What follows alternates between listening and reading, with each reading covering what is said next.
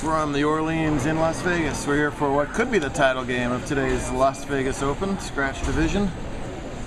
We're using the Pisano format, as they call it on the East Coast, Owadotat, as we call it on the West Coast, where the top seed, who is this guy, Kamron Weier, has to win one match to win the title, but the lower seed, who in this case is that guy, number 2, Kamron Doyle, has to win twice.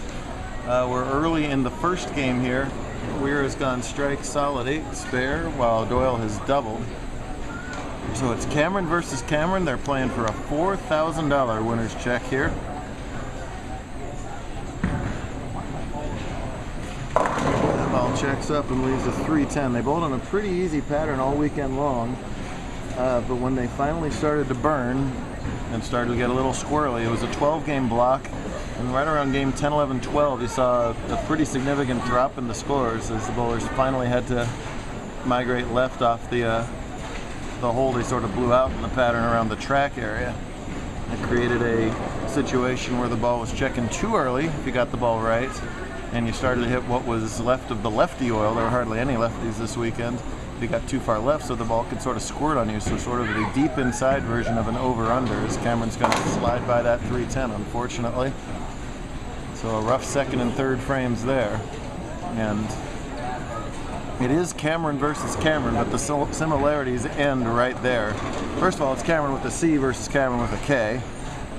It's Washington versus Tennessee, and it's 20 years old versus 13. You ever seen a 13-year-old bowl like this, kids? The blammo, make it 3 in a row to open it up. No nerves. No real flaws in the physical game. He's already the youngest to do quite a few things. I believe he has the youngest ever certified 800 series. He's definitely the youngest to ever cash in a regional tournament. And would be by far the youngest to ever win a Las Vegas Open if he could pull it off here. He's got to win 2 matches to do so. He's the youngest to make the finals abroad. There you go. Doing a lot of things at 13 that most bowlers don't do in their entire career. Should be worrying about tons of other things. This kid isn't able to drive for like 5 more years. Should be, worried about middle school prom or something. Very annoying. Don't be so good. Hard and straight at the 10 pin, that's the way to do it. Nicely done and a big early lead.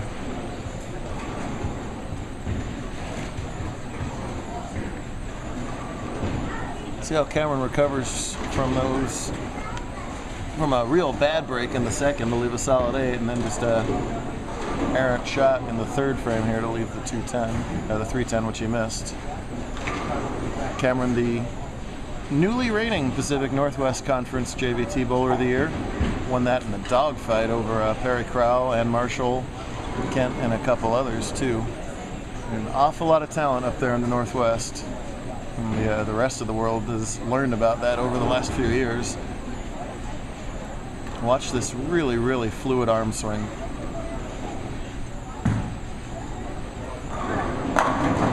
All right. Kamron being self-critical at the moment here, talking to himself as he makes his way over to the left-hand lane. I think he's saying it's not that hard. He knows how to do it. Just has to execute here. Don't want to get too far behind Doyle. It seems like once he starts to build a lead, it just kind of goes on cruise control and runs away from the field. Ran away from Jeffrey Young in his semifinal match, while Weier got by that same said Marshall Kent in the other scratch semi. Top 4 seeds, 1, 2, 3, and 4, survived through the Pisano format. The bowl here. Uses that nearly full approach to maintain to gain momentum.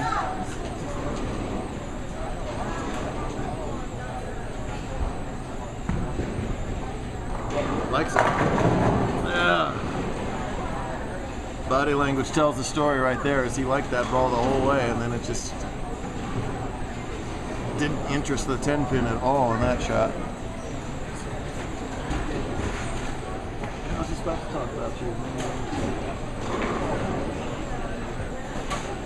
Leave himself a flat 10 and is going to leave himself with a 12 pin. No, it's got to be more than that. Yeah, sorry, I beg your pardon. Potentially 32 pin deficit. Even if he does make this spare.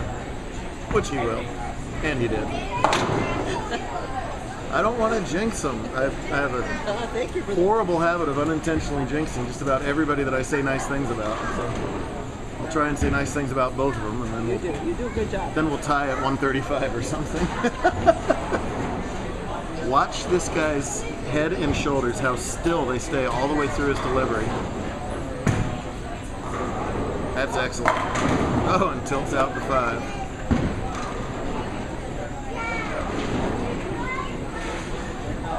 I've seen this guy on YouTube before, but I haven't had a chance to see him bowl in person before. And really, he doesn't do anything that just, makes your eyes bug out of your head and say, whoa, he's not one of these two-handers. He doesn't cover every board. There's not 8 million revs on the ball. It's just your basic modern physical game, but he's just repeats shot after shot after shot. Unflappable. Pretty good ball there. Himself the light 7. He's furious with himself. Unacceptable. Anything less than a strike will not be tolerated.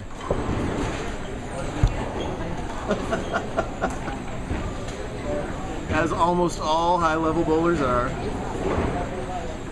Even some mid-level bowlers talking right now.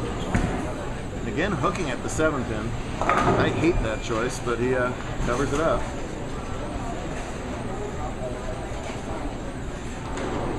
And Kamron Weier was about to be up, but instead he's walking away. This is why our videos with Kamron Weier take 7.5 years. He's very deliberate. You concur? All right. It's really not a bad thing, even though we mention it just about every time he's on the show. A good pre-shot routine is absolutely critical to reaching the highest levels of this game. That said, if every junior bowler had a pre-shot routine of Kamron, we'd only run one tournament a weekend because it would last 2 days. But that's okay. We already talked about Doyle's balance. Kamron, a really fluid physical game as well. Watch how good his balance is at the foul line.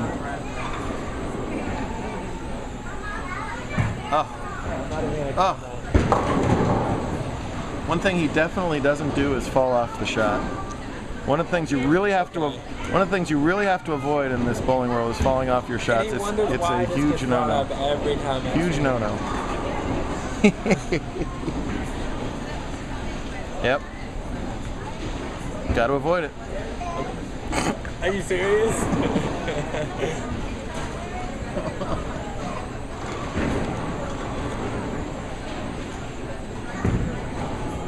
Alright, no trouble at the 2 pin there, but trouble in the game. He's going to have to find a way to string a couple here to claw back in this match. Or crawl back in this match. Kamron will be off to the Midwest for some collegiate bowling. Joining Marshall up with Robert Morris, who's going to go from a team I didn't even know had a college bowling team to a national title contender overnight with that influx of Northwestern talent. Meanwhile, Kamron Doyle has 17 years to think about where he wants to go to college. So still undecided. Your math is a little bit. Hyperbole. Oh, gotcha. Oh, that ball held pocket right there. That looked a little tight, but it settled nicely in the 1-3. So it's a strike in the 7th. You can tell how thrilled he is. This guy could hit Powerball for $39 million, and that would be his reaction. Stoic. Reserved. Actually hilarious when you do get him to talk. I haven't heard a peep out of this kid all weekend, so I have no idea if he even has a personality. He might actually be a robot. He's doing this at this age. Too bad. Oh, those youngsters. We've seen it over and over again on tour. Wait, what's this? Wait, I have a phone call. Hello? Hello? Yeah, I don't blame you. All right, I'll tell him. That was Wesley Lowe. He's upset. 14-year-old Wesley Lowe has now just turned into an old man overnight here. Over the hill, Wes. Look at this guy. Stephen Gaucine, the youngest scratch winner on our regular season tour that I can think of at 13. Yeah, big double. Bowlers as old as 22 can bowl in this tournament. Plenty of them did, in fact. It barely looked like a youth tournament in the scratch division, to be honest, this weekend, with an awful lot of talent. Having no trouble at all holding his own with them. Kamron can, I keep saying Kamron, Weier can max out for 226. And Doyle in the 220s already, so. Mandatory X time for Federal Ways Weier.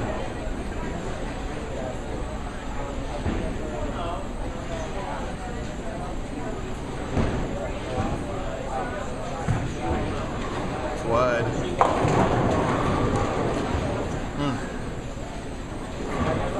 Alright, so here's the deal. He's not going to win this game, but it's so important for him right now to use these frames that he's got left. It's essentially practice, free practice that you're not going to get once this second game starts. If I were him, and I'm not, I just play him on TV, I would fish around right here and really try and experiment with what's going on in the lanes. He doesn't have a very good look right now. He's had a fantastic look all weekend, but not right now. I would be completely unconcerned with pinfall at this point and just try and find a look for the next 5 strike balls on each lane. You can tell already he's trying to think about what else he's got in his bag of tricks. When this lady's kid gets in a situation like this, you'll often see him literally go prone on the approach to look for the oil tracks on the lane. It's an interesting tip. I don't think Kamron's going to do it here, but you know, same basic concept. You're just trying to gather as much information as you can about what combination of what the lanes are doing and what you can do with the bowling ball to get a better look to the pocket here.